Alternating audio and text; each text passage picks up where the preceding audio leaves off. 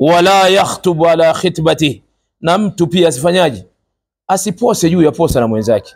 Mtu anajua kabisa bana pale mwenzangu ameposa, alafu anasema amna bwana, mwenye kisu ndo mla nyama, mimi napeleka na mie.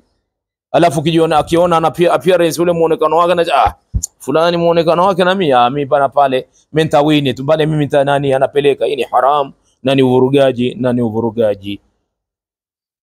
Hadithi ya mwisho, wala yabhadhiru libadi, wala wa mjini asinunue biashara ya mtu wa shamba. Vipi yani?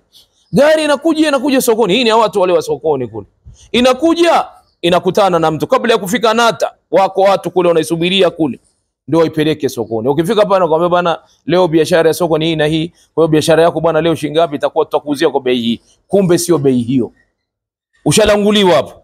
Tena hawatoi hata shilingi, wanakwenda kuuza ile kilichobakia kikubwa. Saa nyingine mnaweza kula faida nusu kwa nusu na wao, faida nusu kwa nusu ukiondoa mtaji. Hii sio sheria, haipo hivyo.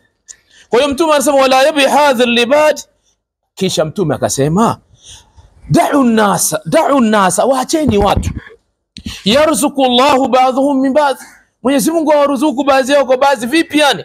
Muache mwenyewe waingie akapatane. Ndugu zangu, hata ukitoka na ndugu yako unakwenda kwenye maduka, mnakwenda kununua simu, ima mawili, akufanye wakala. Kama ndugu yangu mimi bwana nifanye nini, wewe ni wakala wangu, utanunua wewe kile utakanunua wewe, mimi nitarizika. Lakini sio yeye wakati anapatana amefika kwenye biashara, ndugu yangu umepigwa, hapo umeharibu biashara. Mwache na huyu, kwani huyu ana akili zake?